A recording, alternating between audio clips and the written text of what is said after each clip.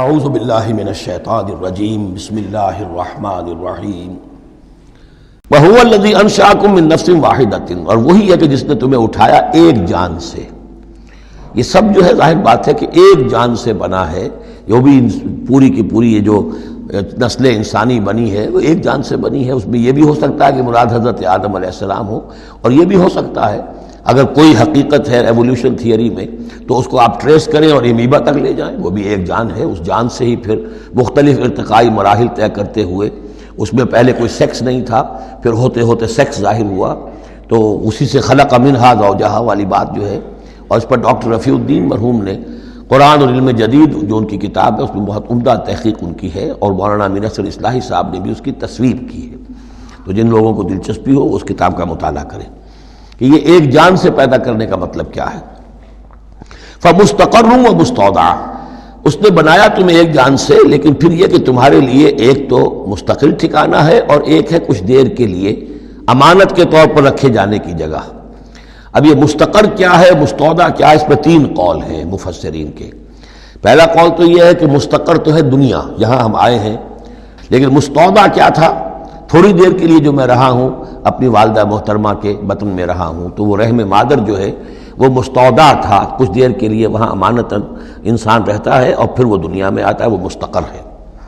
دوسری رائے یہ ہے کہ مستقر تو آخرت ہے اور قبر ہے مستودع، قبر میں رکھا جاتا ہے انسان کو، اور یہ گویا کہ عالم برزخ جو ہے یہ عارضی ودیعت کرنے کی جگہ ہے، عارضی طور پر امانتاً رکھنے کی جگہ ہے، پھر جانا ہے۔ مستقر جو ہے وہ آخرت ہے۔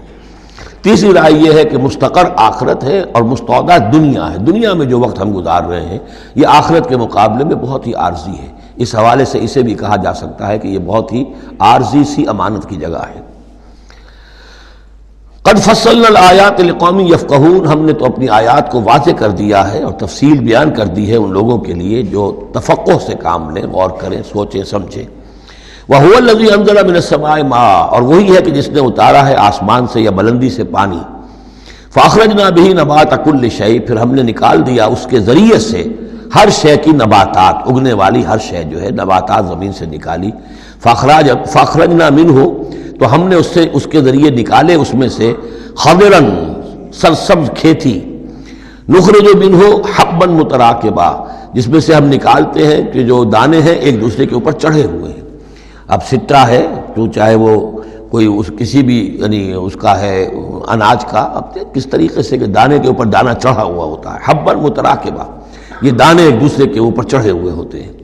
وَمِنَ النَّخْلِ مِن طَلْعِهَا قِنْوَانٌ دَانِيَةٌ، اور کھجور کے گابھے میں سے گوشے ہوتے ہیں کہ جو لٹکتے ہوئے ہوتے ہیں۔ وَجَنَّاتٍ مِّنْ أَعْنَابٍ، اور باغات ہم نے بنا دیے ہیں جو کہ کھجور انگوروں کے ہیں۔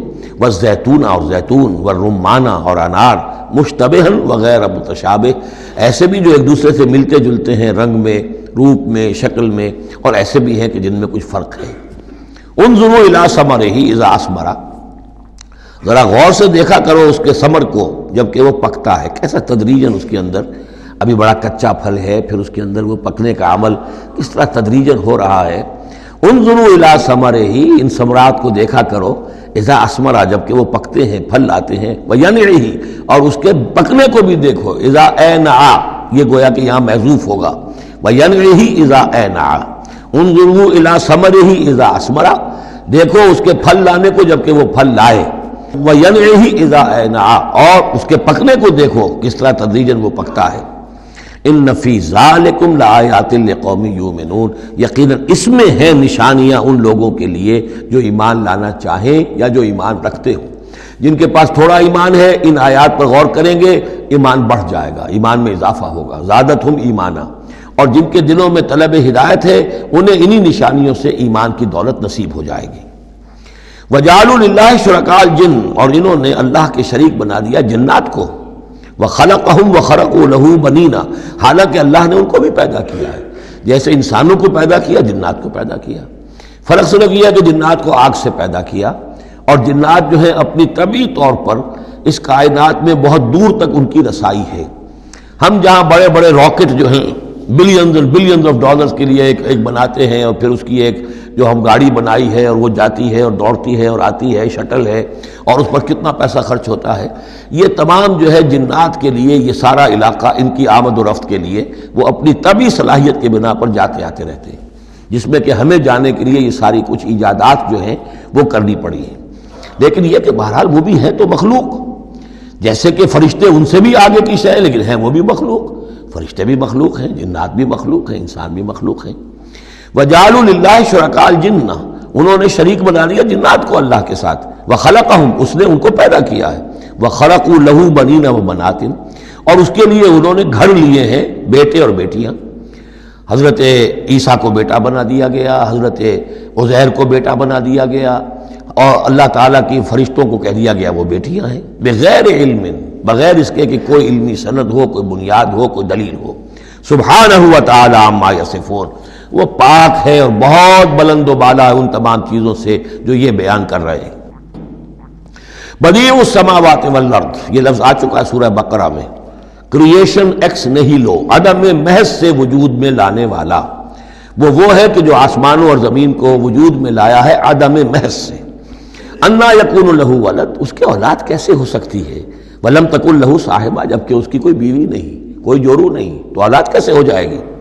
وخلق کل شیء، اور اس نے تو ہر شے کو پیدا کیا ہے۔ ایک خالق ہے، باقی سب مخلوق ہیں۔ وہو بکل شیء علیم، اور وہ ہر چیز کا علم رکھتا ہے۔ اس کی مخلوقات میں سے کوئی شے اس کی نگاہوں سے ایک لمحے کے لیے بھی اوجھل نہیں ہے۔ ذالکم اللہ ربکم، وہ ہے اللہ تمہارا رب۔ اصل میں یہ انداز سمجھ لیجئے کہ چونکہ جو یہ مشرکین مکہ اور عرب تھے وہ اللہ کو مانتے تو تھے، اصل میں اس کی صفات کمال، اس کی قدرت، اس کی عظمت، اس کے بارے میں ان کا ذہن کچھ جو ہے محدود ہو گیا تھا، ورنہ اللہ کے منکر تو وہ نہیں تھے۔ ذالکم اللہ ربکم، دیکھو جس اللہ کو تم مانتے ہو وہ ہے وہ اللہ جس کی یہ شان ہے۔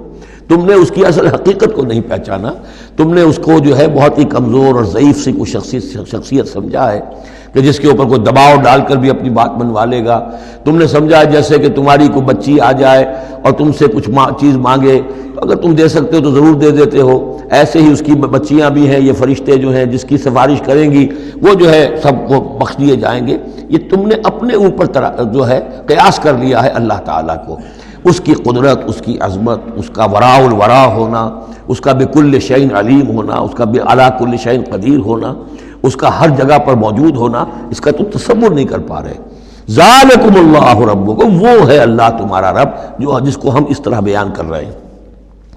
لا الہ الا ہوا، اس کے سوا کوئی معبود نہیں ہے، خالق کل شیء، وہ ہر شے کا بنانے والا، پیدا کرنے والا ہے۔ فاعبدوہ، بس اسی کی بندگی اور پرستش کرو۔